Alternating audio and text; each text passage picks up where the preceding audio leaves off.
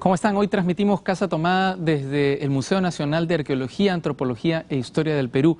Y tenemos un programa muy especial con dos peruanas muy reconocidas, muy talentosas y además muy guapas las dos. En primer lugar, vamos a estar con una de las dos conductoras emblemáticas del programa más exitoso de la historia de nuestra televisión, el más exportado.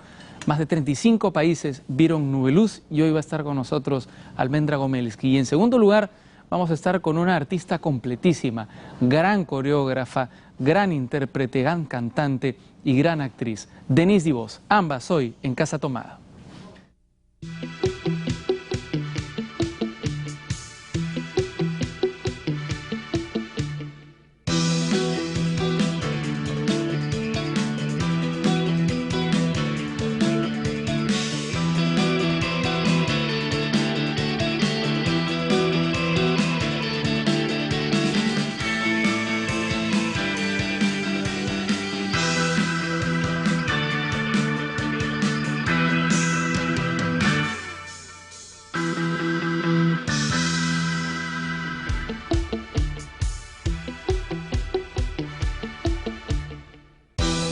Sí, estamos aquí en Casa Tomada con Almendra Gomelsky, como siempre, además ha venido guapísima. Almendra, ¿qué tal? ¿Cómo estás? Raúl, gracias por haber venido, gracias por acompañarnos, gracias por iluminar Casa Tomada Dios, con tu belleza. Gracias. ¿Cómo estás? ¿Qué estás haciendo? Bien, ahora escribiendo, estoy queriendo terminar un libro para niños hace algún tiempo y no, estoy en una parte trabada. Ajá. Suele suceder eso. Y no puedo avanzar mucho, pero estoy dedicada más a mis hijos, viendo algunas cosas, algunos temas de negocios, esas cosas. ¿Y la vocación de escribir, desde cuándo la cultivas? En el 2007 hice mi primer libro para niños, que era una recopilación de cuentos de la literatura infantil ya conocidos, pero que yo les cambiaba un poco los finales, porque es verdad que cuando yo era chica y me contaban esos cuentos me parecían terribles, pero terribles. Y mi mamá me contaba que yo cambiaba todos los finales. Ajá. Y que el lobo no era tan malo y esas cosas, ¿no? Entonces, de grande hice un poco eso e incluí uno mío. Entonces, ahí entró el bichito. ¿Cómo se llamaba ese cuento? Colorín colorado, este cuento no ha terminado. Que era el último, seguramente, de la recopilación. Era de hecho el último. Y el mío, el que yo metí, el cuento se llamaba así, era varios cuentos, pero dentro estaba el cuento del chanchito para Ajá. Navidad. Porque en Argentina no hay pavo en Navidad, sino cordero, chancho. Ajá. Y fue una historia real que me pasó a mí de niña, entonces la incluí dentro de la historia. ¿Cuál es la historia que incluiste? Era en el barrio, nosotros vivíamos en el campo, en Buenos Aires, y había cerca un tambo, se le dice que es una casa campo, donde tenían los animales, vendían la leche recién ordeñada, o sea, era muy, muy de campo, ¿no? La vida. Y un día amanecían, como una semana, amanecían los tachos de basura rotos, pasaban cosas extrañas en las noches, en las casas, y como barrio o pueblo chico, nos juntamos un día todas las familias de noche a ver quién era. Y claro, había versiones de que el lobo, el monstruo, la bruja, todas esas cosas. Claro, hay misterio, mitología, ¿no? Que claro. Se empieza a crear, ¿no? Claro. Entonces, todos nos quedamos despiertos, los niños, los grandes, todos mirando, y había sido una chancha, enorme la chancha, que se había escapado algún día del campo y de noche se dedicaba a romper y a comer todo. Ajá. Pero era enorme la chancha. Y ahí se rompió el misterio. ¿Y la capturaron? Fue época de Navidad y claro, todo el mundo quería comerse a la chancha y los niños peleábamos para que no se la coman, ¿no? Y al final, bueno, no se la comieron, gracias a Dios hicimos presión. La devolvimos al tambo y no pasó nada. Y eso fue un poco el cuento que incluí ahí. Ajá. Pero ahí fue donde me inició el bichito por la escritura. Ajá. ¿Y esa historia la sazonaste mucho o la contaste tal cual? Traté de contarla lo mejor posible según me acordaba, ¿no? Uh-huh. Porque ya pasaron muchos años de eso. Bueno, pero ese es el germen de la ficción, la invención, sí, ¿no? ¿Verdad? Sí, claro. ¿Y la historia que estás contando ahora en la que te has trabado? Ahora en realidad es algo diferente totalmente, porque claro, ahí yo recién era mamá, ya han pasado algunos años, y con la experiencia además de tener hijos ya un poco más grandes, vas dándote cuenta de muchas cosas, de que uno va haciéndose padre y madre conforme tus hijos van haciéndose hijos. Y no hay un manual que te enseñe ni nada, ni hay mamá ni abuela, ¿no? Cada niño es diferente además. Entonces, lo que sí tenemos en común los padres es que queremos lo mejor para nuestros hijos. Claro. Y muchas veces no sabemos cómo llegar a eso. Entonces, mi tema fue más por eso, buscar por psicólogos, además que es típico que te manden los colegios a tus hijos a los psicólogos y a todas las terapias del mundo. Y uno tiende a pensar que tus hijos son extraños, ¿no? Sí. Y al final te das cuenta después de que hablas con todas las mamás que son iguales A todos. Sí.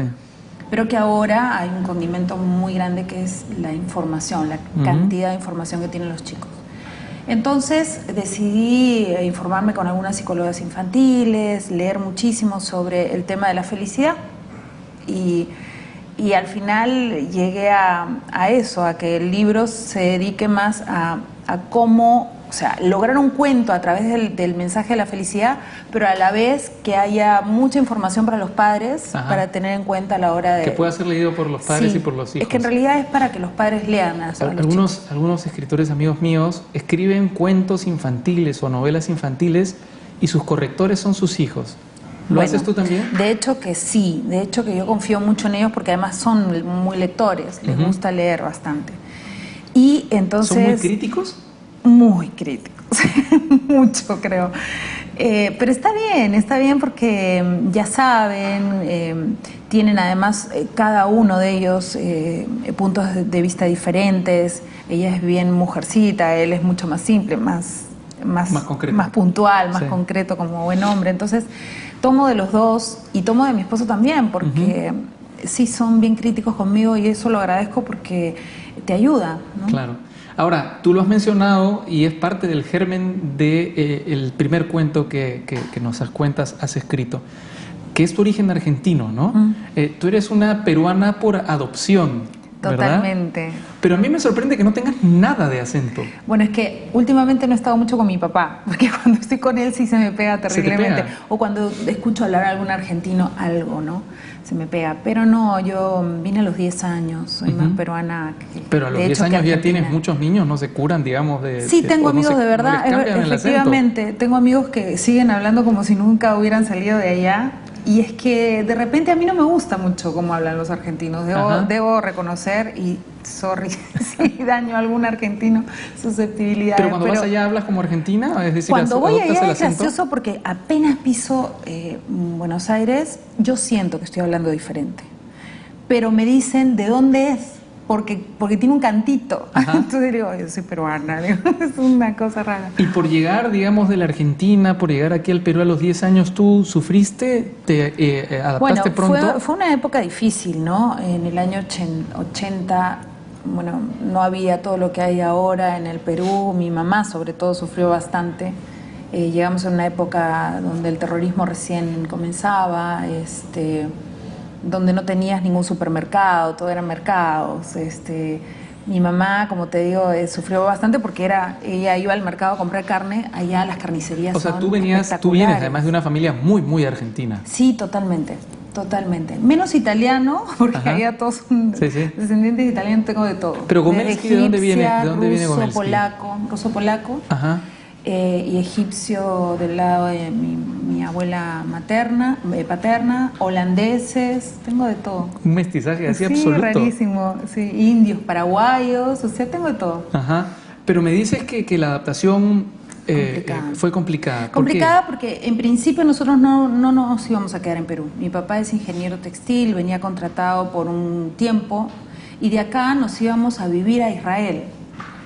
Y entonces en ese momento mi mamá también dejaba hijos en Argentina, no quería alejarse tanto y al final nos quedamos acá esperando ya no irnos a Israel. Mi mamá hizo bastante presión al respecto y gracias a Dios no ¿Te pasó. quedaste? Nos quedamos, sí. ¿Vuelves mucho a Argentina muy seguido? Voy seguido, voy 2 veces al año aproximadamente, tengo familia allá, primos, sí, pero hermanos todos estamos acá. Pero así como no te gusta el cantito de los argentinos, no voy a preguntarte si es que no te gusta la Argentina, pero lo que sí te quiero preguntar es, ¿te sientes más peruana que argentina? Así como lo haces con el tono de la voz. Es complicado porque yo de lo que tengo de Argentina son recuerdos de mi niñez y cosas que sí me quedaron muy marcadas. hay olores, hay sabores, ¿no? El olor a tierra mojada, la lluvia, eso que cada vez que acá llueve un poquito alguien está cortando, me ves a mí con la cabeza fuera del carro y oliendo que parezco rarísima, pero son esas cosas las que a mí me acercan a Argentina. Ajá.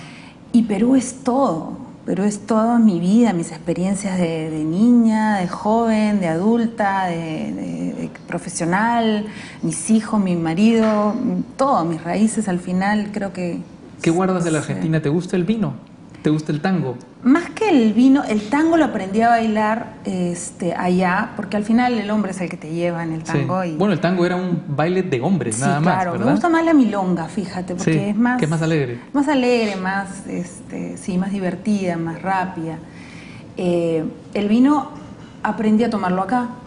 Y gracias a Dios ahora sí hay una cultura de vino acá y rico, ¿no?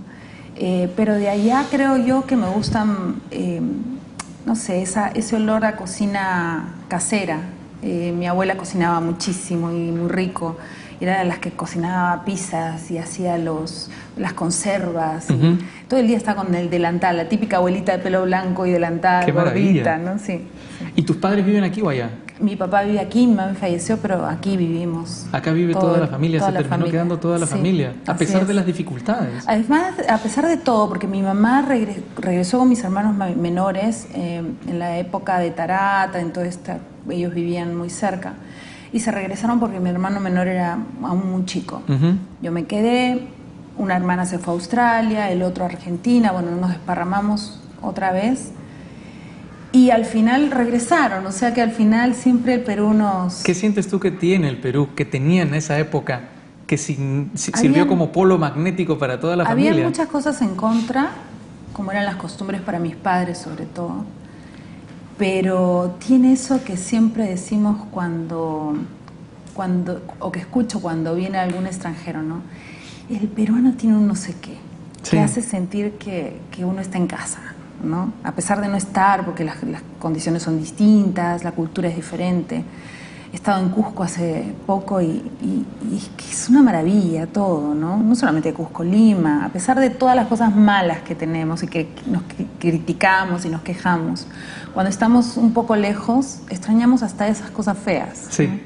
¿No? Los huecos de las calles, el tráfico y todo eso. Sí. Bueno, pero ahora eres, digamos, tienes más años viviendo aquí que en Argentina y ahora tu familia, tu descendencia es peruana. Totalmente. Cajamarquino. ¿Cajamarquino? Sí, mis hijos. ¿Tu esposo es cajamarquino? Sí, en Cajamarca. O sea, tus hijos son una combinación de nacionalidades. Los pobres tienen, además, claro, mi esposo es de alemanes, ¿no? Entonces, mis hijos sí tienen una mezcla de todo, pobrecitos. Ajá. Y tú, digamos, que alcanzaste la fama con un programa para niños, ¿cómo sentiste ya, digamos, esto que ya no era solamente tu trabajo, sino algo incluso más íntimo, más privado? Claro, porque yo además dejé la maternidad por muchos años por dedicarme a mi trabajo. O sea, en realidad tuve a mis hijos ya grandes y siempre me gustaron los niños. O sea, de hecho, yo me dediqué a esto, que gracias a Dios me vino del cielo, pero además adoré mi trabajo. Entonces... el no tener hijos siempre por esto era loco, ¿no? Porque me dedicaba a niños, pero no podía cargar con hijos propios porque viajaba muchísimo además. Entonces cuando ya los pude tener, creo que los disfruté de forma diferente, ¿no? Ya con muchísimas experiencias, el hecho ya de estar más calmada, de poder estar en un sitio y... Pero además debe ser una de las pocas madres en el mundo que no se espanta con el ruido de los niños. ¿Ah? Te juro que me espanto. ¿Sí? Te juro que soy como cualquier mujer. A pesar del escándalo que era el set de Nubeluz. Además, parece loco, pero uno tiene más paciencia a veces con los demás que con lo propio. Y mis hijos deben decir, esta madre que es loca porque grita todo el día, ¿no? Pero ellos no me escuchan, ellos hacen lo que quieren. Pero de pronto es porque como son tus hijos, digamos, cuando no son tus hijos no los escuchas, no importa, pues finalmente, pero si un hijo tuyo grita, las madres, y eso siempre, el padre llega y dice una sola cosa y todo está en orden. La madre grita todo el día y no le hacen caso nunca. Esa es parte de la vida, es así. ¿Eso te frustra un poco a veces, no? A veces sí, claro, porque no puede ser. Él le llega un ratito, dice algo y ya está, ¿no? Ah, no me digas, pero bueno, yo habría imaginado que eras una madre así absolutamente sosegada, ¿ah? No. Después de esta formación intensiva que fueron los 5 años, fueron 5 años, ¿verdad? En Nubeluz. 6 años de 6 Nubeluz, años. pero fueron 5 en realidad que yo estuve. Y claro, con 1.500, 2.000 niños, a veces todo el Coliseo Amauta lleno, más de 10.000. Pero sí, de hecho son tuyos, entonces es diferente porque tú quieres para ellos todo lo mejor, ¿no? Vamos a hablar a la vuelta de la pausa de esa época tan bonita, ¿ah? Ya. De esa época que yo recuerdo, por supuesto, y acá toda la gente Cuando eran recuerda. chiquitos. Cuando éramos, sí, cuando éramos, ¿cuál era la palabra que se usaba para los niños? Nubecinos, nubetores. Nubecinos, éramos Sí. nubecinos. Volvemos todos los nubecinos aquí en Casa Tomada después de la pausa.